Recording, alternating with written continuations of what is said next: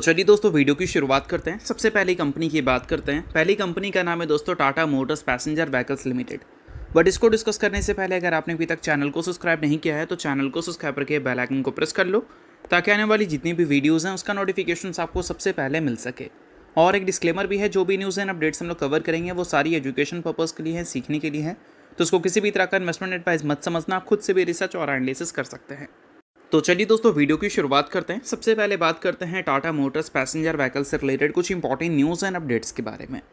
दोस्तों आज के दिन की बात करें तो टाटा मोटर्स पैसेंजर व्हीकल्स ज़बरदस्त हमें फोकस में रहती हुई देखने को मिल रही थी। इसका सबसे बड़ा कारण है इस कंपनी का परफॉर्मेंस, जो कि काफ़ी ज़्यादा ख़राब था।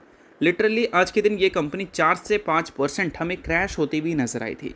और इस क्रैश के पीछे का सबसे बड़ा कारण अगर कुछ है तो वह है कंपनी के Q1 के रिजल्ट।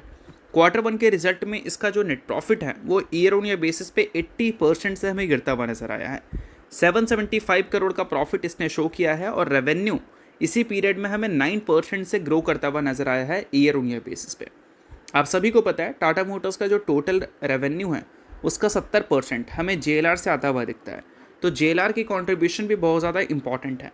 और मेंशन किया गया है कि JLR का जो रेवेन्यू है वो 6 बिलियन यूरोज़ रिपोर्ट हुआ है, जो कि पिछले साल से अगर कंपेयर करोगे तो 9.6% हमें कम देखने को मिल जाएगी, क्योंकि इनके जो होलसेल वॉल्यूम है उसमें हमें 9.2% की डिक्लाइन देखने को मिल रही थी।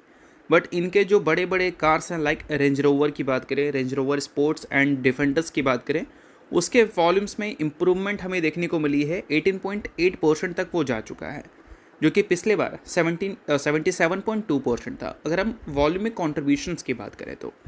और इसके जो प्रॉफिट आफ्टर टैक्स है वो हमें पिछले साल के इसी क्वार्टर में 248 मिलियन यूरोस देखने को मिले थे, जो कि इस बार गिरकर 66 मिलियन यूरोस हमें आते हुए देखने को मिले हैं। तो पिछले साल के कंपैरिजन में इतनी बड़ी जो गिरावट इनके प्रॉफिट्स में देखने को मिली है, यही सबसे बड़ा कारण है कि कंपनी के जो नेट प्रॉफिट हैं वो ईयर ऑन ईयर बेसिस पे 80% तक हमें गिरते हुए नजर आए हैं। और उससे ज़्यादा इंटरेस्टिंग बात आपको ये भी पता होना चाहिए कि इस प्रॉफिट के गिरने का सिर्फ एक ही कारण नहीं है कि JLR के नंबर्स ख़राब हैं। प्रॉफिट के गिरने का कारण ये भी है कि ग्लोबल सिचुएशंस टाटा मोटर्स के फेवर में नहीं है। अगर हम सप्लाई की बात करें या फिर इनके कंपोनेंट सप्लायर के फायर की बात करें, मिडिल ईस्ट कॉन्फ्लिक्ट की बात करें, ये सारी चीज़ें इस प्रॉफिट के गिरने का मेन क्रेडिट ले रहे हैं, जो कि डायरेक्टली इम्पैक्ट किया है JLR में, और JLR की वजह से डायरेक्टली इम्पैक्ट हुई है टाटा मोटर्स लिमिटेड। तो आई होप आपको टाटा मोटर्स के Q1 के गिरने के रीजंस समझ आ गए होंगे और उसकी वजह से स्टॉक क्यों गिरी है उसके रीजंस भी क्लियर हो गए होंगे। अब दोस्तों वीडियो में आगे बढ़ने से पहले बात कर लेते हैं एक सेबी रजिस्टर्ड टेलीग्राम चैनल के बारे में, जिसका नाम है ट्रेडर पाजी। इनका रजिस्ट्रेशन नंबर आप यहाँ पर नोट कर सकते हैं। 8 साल से भी ज़्यादा का एक्सपीरियंस है इनको ऑप्शन एंड स्विंग ट्रेडिंग में। और इनके टेलीग्राम पे चैनल, इसके अलावा दोस्तों मार्केट समरी से रिलेटेड कंप्लीट डिटेल्स आपको यहाँ पर अपडेटेड देखने को मिलती है। उसके अलावा मार्केट के जो इंपॉर्टेंट लेवल्स हैं वो सारी चीज़ें भी आप यहाँ पर चेकआउट कर सकते हैं। साथ में दोस्तों कंपनी के टेक्निकल्स को प्रॉपर एनालिसिस कर यहाँ पर अपडेट किया जाता है, जिसको भी चेकआउट आप कर सकते हैं बिल्कुल फ्री ऑफ कॉस्ट। तो लिंक आपको डिस्क्रिप्शन में देखने को मिल जाएगा, लिंक के थ्रू जाकर चैनल को बिल्कुल फ्री में आप ज्वाइन कर सकते हैं। तो चलिए दोस्तों बात करते हैं अगली कंपनी के बारे में। तो अगली कंपनी का नाम है दोस्तों BSE लिमिटेड। BSE की दोस्तों बात करें तो आज के दिन इस कंपनी की परफॉर्मेंस कुछ खास अच्छी हमें देखने को मिल नहीं रही है। और इस कंपनी का रीसेंट परफॉर्मेंस भी अगर आप देखोगे तो कुछ खास अच्छा देखने को मिलेगा नहीं। 22.5% की गिरावट इस कंपनी में देखने को मिल जाएगी 52 वीक हाई से। और मेरे हिसाब से आने वाले क्वार्टर के जो अर्निंग्स हैं इस कंपनी के वो काफ़ी डिसअपॉइंटिंग हमें देखने को मिल सकते हैं, जिस वजह से हो सकता है, गारंटी नहीं है, हो सकता है कि ये गिरावट की रिकवरी कंपनी के लिए काफ़ी ज़्यादा टफ हो। अब देखो इस कंपनी के क्वार्टरली रिजल्ट को हाल ही में जो Q1 कंपनी ने शो किया उसमें 63% की रेवेन्यू ग्रोथ कंपनी ने दिखाई। इससे पहले की जो रेवेन्यू ग्रोथ थी वो लगातार पिछले क्वार्टर के मुकाबले बढ़कर आ रही थी। और ईयर ऑन ईयर बेसिस पे ग्रोथ जितना ज़्यादा बढ़ेगा उतना ज़्यादा अच्छी बात होती है इन्वेस्टर्स के लिए। बट इस क्वार्टर में ईयर ऑन ईयर बेसिस की जो ग्रोथ है वो हमें कम होती हुई दिखी है, और ये काफ़ी बड़ा कारण है कि अच्छे नंबर होने के बावजूद भी BSE के शेयर में कुछ शार्प रिकवरी हमें देखने को नहीं मिली। बट हो सकता है कि आने वाले क्वार्टर्स के जो अर्निंग्स हैं उसमें ग्रोथ रेट और भी ज़्यादा कम होती हुई नज़र आए, या फिर बिल्कुल हैरानी वाली बात नहीं होगी अगर ईयर ऑन ईयर बेसिस पे ग्रोथ हमें नेगेटिव में देखने को मिल जाए। इसके रीजंस हैं, देखो BSE का जो टोटल रेवेन्यू है उसका सबसे बड़ा हिस्सा ट्रांजैक्शन चार्जेस से आता है, और ट्रांजैक्शन चार्जेस डेरिवेटिव टर्नओवर्स पे बहुत ज़्यादा डिपेंड करता है। और ट्रांजैक्शन चार्जेस अगर मान लो बढ़ रहा है तो इसका मतलब सिंपल सा ये हम समझ सकते हैं डेरिवेटिव टर्नओवर बीएससी के ज़्यादा है। और जुलाई के महीने में, जो कि क्वार्टर टू का पार्ट है, जुलाई अगस्त सितंबर ये सारा क्वार्टर टू का पार्ट है, जुलाई के महीने में डेरिवेटिव टर्नओवर ज़बरदस्त डेटा शो किया है, जो कि एक बहुत अच्छी बात है। एनएससी के कंपैरिजन में ज़्यादा टर्नओवर्स बीएससी ने शो किया है, जो कि बहुत बड़ी प्लस पॉइंट है। बट जब हम बात करते हैं अगस्त के महीने की, तो जो CES closing auction session introduce किया है सेबी ने, उस वजह से इतनी ज़्यादा मार्केट में वॉलेटिलिटी बढ़ गई है कि अगस्त के महीने का जो टर्नओवर्स हैं उसमें एक मैसिव डिक्लाइन देखने को मिला है।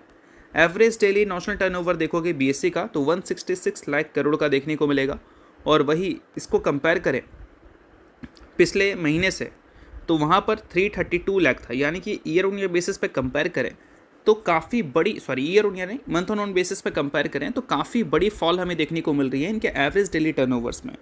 और अगर हम एवरेज डेली प्रीमियम टर्नओवर्स की बात करें तो वो भी 22,200 करोड़ है, जो कि पिछले बार से अगर कंपेयर करोगे तो काफ़ी कम दिखेगा। और पिछले 5 महीने का डेटा अगर देखोगे तो ये नंबर लोवेस्ट पे है, या पिछले 6 महीने का भी डेटा देखोगे तो ये सबसे लोवेस्ट मंथ जा रहा है एवरेज डेली प्रीमियम टर्नओवर्स के हिसाब से भी। तो ये जो चीज़ें हैं, ये चीज़ें हमें क्या दिखाती हैं? टर्नओवर्स बीएससी का कम रिपोर्ट हो रहा है भाई, और बीएससी का टर्नओवर्स अगर कम रिपोर्ट हो रहा है तो ट्रांजेक्शन चार्जेस से आने वाला जो रेवेन्यू है वो भी कम हो जाएगा। तो इस वजह से आने वाले क्वार्टर्स के जो अर्निंग्स हैं वो ईयर ऑन ईयर बेसिस पे ग्रोथ दिखाए। मुझे अब पर्सनली थोड़ा सा इस पर डाउट हो रहा है। ग्रोथ अगर आता है तो बहुत मैसिव ग्रोथ हमें देखने को नहीं मिलेगा, जैसा हमें पिछले क्वार्टर में देखने को मिला था या फिर उससे पिछले क्वार्टर में दिखा था। बट एक बात है कि जुलाई का महीना अच्छा गया है। अगर अगस्त का महीना ऐसे ही ख़राब चला जाए और सितंबर भी ख़राब चला जाए तो जुलाई का महीने का कोई भी असर कंपनी के ओवरऑल नंबर में हमें देखने को नहीं मिलेगा। असर दिखेगा बट वो असर बहुत लिमिटेड होगा। और अगर सितंबर अच्छा चला जाए, अगस्त ख़राब चला जाए, तो फिर हम एक्सपेक्ट कर सकते हैं कि ग्रोथ आएगी, बट वो ग्रोथ बहुत बड़ी नहीं होगी। और अगस्त और सितंबर दोनों ख़राब चल जाता है तो सिचुएशन बीएससी के लिए और भी ज़्यादा डिसअपॉइंटिंग हो सकता है। और इतनी जो वॉलेटिलिटी की वजह से टर्नओवर्स में डिक्लाइन दिख रही है, इस डिक्लाइन को आप ऐसे भी जस्टिफाइड कर सकते हैं कि जो रिटेल ट्रेडर्स हैं उनको बिल्कुल भी पसंद नहीं आ रहा है क्लोजिंग ऑक्शन सेशन यानी कि CES। इस वजह से वो बॉयकॉट कर रहे हैं ट्रेड, जो सिंगल डे ट्रेड होते हैं उसको वो बॉयकॉट कर रहे हैं। क्यों भाई? क्योंकि वॉलेटिलिटी काफ़ी ज़्यादा बढ़ गई है। जो इंडेक्स के बेंचमार्क हैं उसमें शार्प डाइवर्जेंस हमें देखने को मिल रहे हैं फाइनल क्लोजिंग प्राइजेस में, और ये सारी चीज़ें रिटेल इन्वेस्टर्स को बिल्कुल भी पसंद नहीं आ रहा है। अब ये चीज़ें देखने के बाद देखते हैं कि आने वाले कल में सेबी का क्या रिएक्शन होता है। बट मुझे नहीं लगता है रिटेल ट्रेडर्स के बॉयकॉट से उनको कुछ ज़्यादा फ़र्क पड़ेगा, क्योंकि सेबी और RBI जो भी रूल्स इंट्रोड्यूस करती है, चाहे बैंक्स के लिए हो या फिर रिटेल के लिए हो, वो सारी चीज़ें रिटेल इन्वेस्टर्स को प्रोटेक्ट करने के लिए होता है। अभी जो CES इंट्रोड्यूस किया गया था वो क्लोजिंग प्राइस के लिए किया गया था, और RBI ने अभी जो प्रॉप ट्रेडिंग को लेकर न्यू रूल्स इंट्रोड्यूस किया है वो रिटेल ट्रेडर की जो रिस्क है उसको बोल सकते हैं मेज़र करने के लिए किया है, उसको कम करने के लिए किया है। तो RBI और सेबी इन दोनों का जो न्यू रूल्स हैं उसका शार्प इम्पैक्ट तो BSE के टर्नओवर्स में हमें देखने को मिल ही रही है। अब देखते हैं कि आने वाले दिनों में ये इम्प्रूव कर पाता है या नहीं। अगर कर पाता है तो बहुत अच्छी बात होगी। बाकी अगर आपने अभी तक सेबी रिसर्च एनालिस्ट के टेलीग्राम चैनल को ज्वाइन नहीं किया है तो उसको जाकर आप ज़रूर ज्वाइन कर लो। उसका लिंक आपको डिस्क्रिप्शन में देखने को मिल जाएगा। लिंक के थ्रू जाकर चैनल को बिल्कुल फ्री में ही ज्वाइन आप कर सकते हैं। अब बात कर लेते हैं अगली कंपनी के बारे में, जिसका नाम है दोस्तों पर्ल ग्लोबल। हाल ही में दोस्तों कंपनी ने अपने क्वार्टर 1 के अर्निंग्स को रिपोर्ट किया था, जो कि एक्सपेक्टेशंस को बीट कर दी थी, और साथ में पहली बार इस कंपनी ने बोनस की भी अनाउंसमेंट की थी 1:1 के रेशो में। तो अगर आप इस कंपनी के शेयर होल्डर हैं तो इस न्यूज़ को ज़रूर आप नोट कर सकते हैं। शेयर होल्डर नहीं है आप इग्नोर कर सकते हैं। न्यूज़ थी इस वजह से मैंने बता दिया, बाकी ये किसी भी तरह का रिकमेंडेशन वगैरह नहीं है। तो चलिए अब बात कर लेते हैं अगली कंपनी के बारे में, जिसका नाम है हिंदुस्तान एरोनॉटिक्स लिमिटेड यानी कि HAL। HAL ने लिटरली इस क्वार्टर में जो नंबर शो किया है वो बहुत ही ज़्यादा इंप्रेसिव है, क्योंकि नंबर्स को अगर ईयर ऑन ईयर बेसिस पे कंपेयर करें तो प्रॉफिट हमें 15% से ग्रो करती हुई नज़र आ रही है, और रेवेन्यू में 14% की तेज़ी देखने को मिल रही है। एक लंबे टाइम से जो HAL के नंबर्स थे वो ईयर ऑन ईयर बेसिस पे सिंगल डिजिट से ही ग्रो कर रहे थे, बट इस बार सीधा हमें डबल डिजिट की ग्रोथ देखने को मिल गई। 1581 करोड़ का प्रॉफिट कंपनी ने शो कर दिया। Q1Q बेसिस पे कंपेयर करके रोने की ज़रूरत नहीं है, क्योंकि क्वार्टर 4 इसका बेस्ट होता है, और सिर्फ इसी का नहीं बाकी डिफेंस कंपनी का भी क्वार्टर 4 ही बेस्ट होता है। तो क्वार्टर 1 सबसे नंबर्स के हिसाब से ख़राब होता है, तो कभी भी क्यू एन क्यू बेसिस पे कंपेयर मत करना, हमेशा Q1 को Q1 से ही कंपेयर करना। और ईयर ऑन ईयर बेसिस पे कंपैरिजन ज़बरदस्त हमें दिख रही हैं। और अगर एक्सपेक्टेशंस के हिसाब से देखोगे तो नोमोरा ने बोला है कि Q1 का जो परफॉर्मेंस है वो एस्टिमेट को बीट किया है, चाहे आप रेवेन्यू में देखो, इबिट्टा में देखो या फिर प्रॉफिट्स में देखो। रेवेन्यू एस्टिमेट से 6% ऊपर दिख रही है, इबिट्टा इनके एस्टिमेट से 10% हमें ऊपर देखने को मिल रही हैं। और साथ में ये भी बताया गया है नोमोरा की तरफ से कि ये एक्सपेक्ट कर रहे हैं 6, 16 और 20 LCA डिलीवरीज। 6 एक्सपेक्ट कर रहे हैं 2027 के फाइनेंशियल ईयर में, 16 एक्सपेक्ट कर रहे हैं 2028 के फाइनेंशियल ईयर में और 20 एक्सपेक्ट कर रहे हैं 2029 के फाइनेंशियल ईयर में। और ये क्यों ऐसा एक्सपेक्ट किया जा रहा है? क्योंकि अभी जो इनकी प्रोडक्शन कैपेसिटी है LCA का वो 24 की देखने को मिलती है, 24 यूनिट्स की, उसको वो बढ़ाकर 30 तक ले जाने वाली है एनुअली।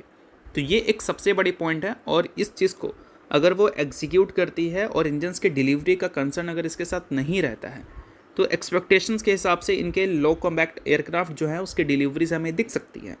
और अगर डिलीवरीज उससे ज़्यादा दिखती हैं, एक्सपेक्टेशन से बेहतर दिखती हैं, तो चीज़ें HAL के लिए और भी अच्छी बात होगी। तो ये सारी चीज़ों को ज़रूर आप नोट डाउन कर सकते हैं। तो होप करता हूँ दोस्तों ये वीडियो आपको अच्छा लगा होगा। लाइक कीजिए, पहली बार सब्सक्राइब कीजिए। वीडियो देखने के लिए बहुत बहुत शुक्रिया।